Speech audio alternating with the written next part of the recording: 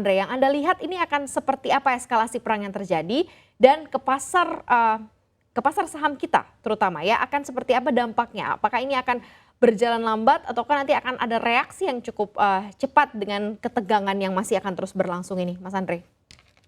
Iya,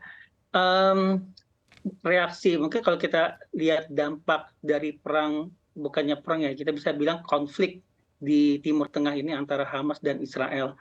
Saya lihat sih dampaknya mungkin yang paling besar adalah kenaikan harga minyak mentah. Dan ini memang sudah terjadi, ada kenaikan harga minyak mentah di hari Senin. Jadi kita tahu kan penyerangan pertama Hamas itu di hari Sabtu, dan setelah penyerangan itu kita lihat ada kenaikan di harga minyak mentah yang naik sekitar 4-5% pada saat itu. Tapi kalau menurut kita, dampak dari perang konflik di Hamas Israel ini terhadap kenaikan harga minyak mentah ini seharusnya tidak signifikan. Pertama karena kedua negara itu bukan penghasil minyak, baik Israel maupun Palestina, dan saat ini kita lihat konflik yang ada masih terbatas antara Palestina dan Israel, jadi tidak meluas ke negara-negara lain.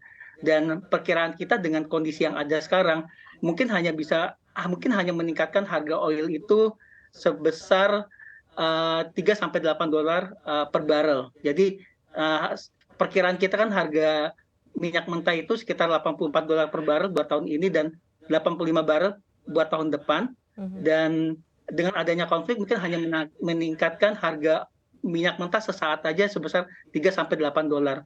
Kecuali kalau misalnya konflik ini berkepanjangan. Kalau konflik ini berkepanjangan dan meluas ke negara-negara lain seperti ke Iran dan negara-negara penghasil minyak yang lain, itu baru kita lihat akan terjadi peningkatan harga minyak mentah yang naik. Dan ini bisa menyebabkan peningkatan harga minyak mentah sampai 10 dolar per barrel dari harga saat ini, yaitu akan berkisar antara 94-95 dolar per barrel. Jadi so far saat ini saya lihat dampaknya masih terbatas, Mbak Maria. Karena memang juga masih baru saja berlangsung beberapa hari ya. Tapi kalau tadi Anda katakan akan berkepanjangan, ini baru akan berefek. Ini termsnya berapa lama? Berkepanjangan yang Anda maksud artinya adalah kalau seandainya tidak selesai dalam waktu sampai akhir tahun atau seperti apa, ini akan berefek cukup panjang juga ke market kita. Iya, sebenarnya intinya bukan periodenya, tapi intinya kalau konflik ini sampai menjalar ke negara-negara lain, seperti kita tahu kan ada warning dari negara-negara Israel atau negara-negara Amerika Serikat agar Iran tidak ikut campur.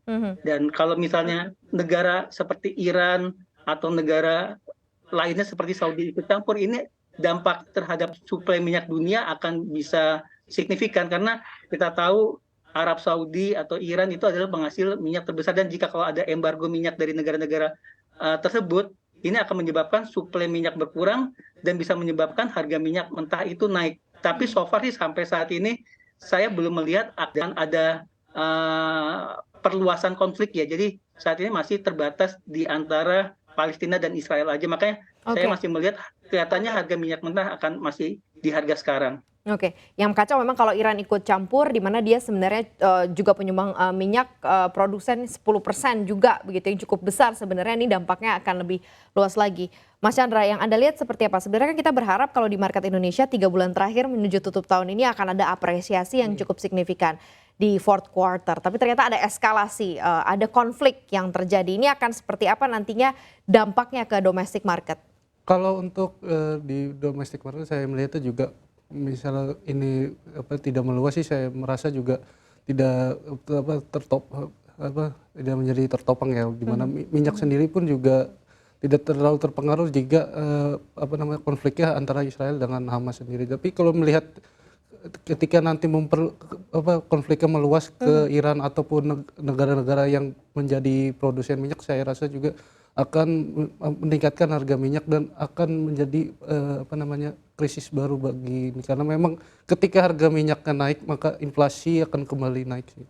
Dari global akan kembali. Tapi sejauh ini belum terlihat kekhawatiran yang cukup dalam ya, Mas Chandra. Berarti Anda satu side nih dengan Pak Andre. Kalau memang di mana ini masih menjadi ini ya, karena lingkup masih sempit, masih di Israel dengan Hamas. Jadi memang ini konflik yang memang sudah cukup lama di Israel dengan Hamas. Tapi melihat juga apakah perang ini akan meluas. Ketika nanti memang pahit-pahit buruk meluas, maka akan terjadi ini sih, kenaikan harga minyak ini. Yang diharapkan sebenarnya eskalasinya tidak meluas, Iya, begitu, tidak melibatkan negara-negara di kawasan Arab keseluruhan begitu ya.